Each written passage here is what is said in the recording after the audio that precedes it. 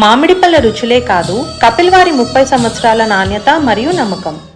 ఏన్నైనా కావాలని కచ్చతోటి కేసులు పెడుతున్నారు సర్కారోళ్ళని లొల్లి పెడతారు ప్రతిపక్షపోళ్ళు. గందుకు నిరసనగా ధర్నాలు కూడా చేస్తారు. కది ఎప్పటికీ ఉన్నదే. కానీ తెలంగాణలో ఇవాళ అధికార షెయి పార్టీ ధర్నా చేసిందుల్లా అగో గదేంది అని అంటారా? ఇగో గీ ముచ్చట చూస్తే పురాగా మీకే అర్థమవుతుంది. చూద్దురు పాండ్రి. నేషనల్ హెరాల్డ్ పేపర్ కేసులో సోనియా మేడం, రాహుల్ అన్న పేర్లను పెట్టిర్రు ఈడీ ఆఫీసర్లు అని ఇలా హైదరాబాద్ ఈడీ ఆఫీస్ ముంగట ధర్నాకు కూర్చున్నారు షెయి పార్టీ లీడర్లు, కార్యకర్తలు. లీడర్లు, ఎమ్మెల్యేలు, మంత్రులు కూడా హాజరయ్యారు గీ ధర్నాకు. ఇన్ఛార్జి మీనాక్షి మేడం కూడా కూర్చున్నది గీ ధర్నాల. ED down down, Modi down down, Amit Shah down down అని ప్లకార్డులు కూడా పట్టుకున్నారు. ఇక అసలు గీ కేసు ఎందుకు పెట్టిర్రు, ఇప్పుడు సోనియా మేడం, రాహుల్ అన్న పేర్లను ఎందుకు ఎక్కిచ్చిర్రు గా కేసులా అని మాట్లాడుకుంటా ఒక్కొక్కరు ఒక్కొక్క కారణం చెప్పిర్రు షెయి పార్టీ వాళ్ళు. వచ్చే తాప ఎలక్షన్లలో షెయి పార్టీ అధికారంలో కొత్తది కాబట్టే అట్లా భయపడే గిట్ల కేసులు పెడుతున్నారు అని అనబట్టిండు మంత్రి జూపల్లి సారు. రేపు రాబోయేటువంటి 2029 ఎన్నికల్లో కాంగ్రెస్ పార్టీ అధికారంలోకి రాబోతా ఉన్నటువంటి వాస్తవాన్ని గుర్తించే బీజేపీ ఈ గాంధీ కుటుంబం యొక్క ప్రతిష్టను మసకపార్చితే తప్ప మా బీజేపీ పార్టీకి వచ్చే ఎన్నికల్లో పుట్టగతులు ఉండవని తెలిసి దురుద్దేశపూర్వకంగా ఈ యొక్క ఈడీ ఛార్జ్షీట్లో పేర్కొనడం జరిగింది. తెలంగాణలో చేపట్టినట్టే దేశంలో కూడా కులగణన చేయాల్సి వస్తుందని భయపడే షెయి పార్టీల మీద కేసులు పెడుతున్నారు పువ్వుపాటి సర్కారోళ్ళు అని అనకచ్చిండు చిన్న సీఎం బట్టి సారు.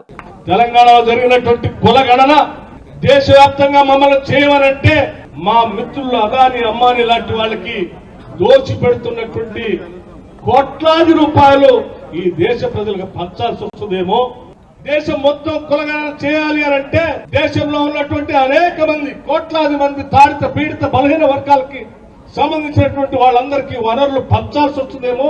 అలా పంచాల్సిన పరిస్థితి వస్తే మేము లేకపోతే కార్పొరేట్ సంస్థలతో బతుకుతున్నటువంటి ఆ సంస్థలో మా పార్టీ పరిస్థితి ఏమైపోతుందని భయానికి ఈరోజు అటువంటి సందేశం దేశవ్యాప్తంగా చేరకుండా ఉండాలనేటువంటి ఆలోచనతో ఇవాళ రాహుల్ గాంధీ, సోనియా గాంధీ గారి పైన కేసులు పెట్టి ఈ దేశంలో క్యాస్ట్ సెన్సస్ జరగకుండా చూడాలనేటువంటి ఒక పెద్ద కుట్ర ఈరోజు దేశంలో జరుగుతుంది.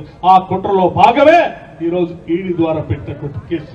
సెంట్రల్ సర్కార్ను ప్రశ్నిస్తున్నందుకే రాహుల్ అన్న మీద ఇట్లా అక్రమ కేసులు పెట్టిర్రని చెప్పుకొచ్చిండు మంత్రి శ్రీధర్ బాబు సారు.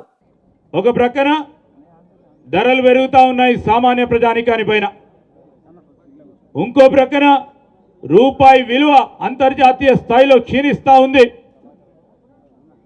యువతకు ఉద్యోగాలు లేవు.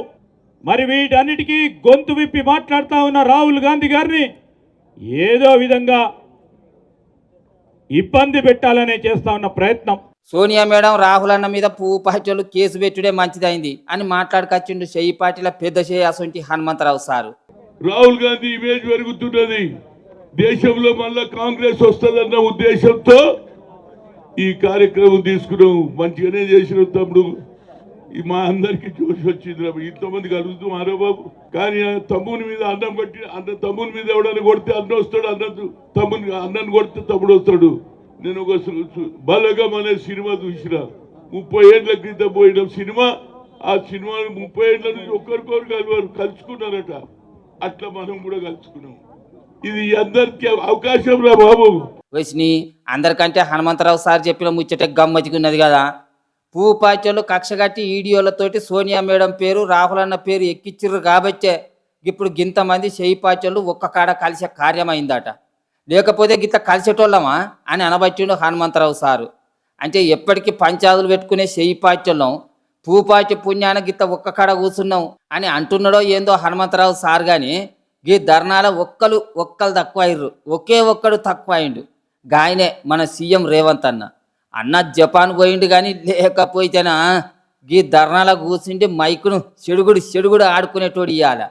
సెంట్రల్ సర్కార్ మీద ఫైర్ ఈజ్ ద ఫైర్ అన్నట్టు లావ పొంగించేటోడు అని అనుకోబట్టిర్రట షెయి పార్టీ కార్యకర్తలు కొందరు. ఇక చూడాలే, ఎన్నో ఏళ్ల సంధి సాగుతున్న గీ పేపర్ కేసు ఎన్నటికి తెగుద్దో ఏం కథనో పోయి.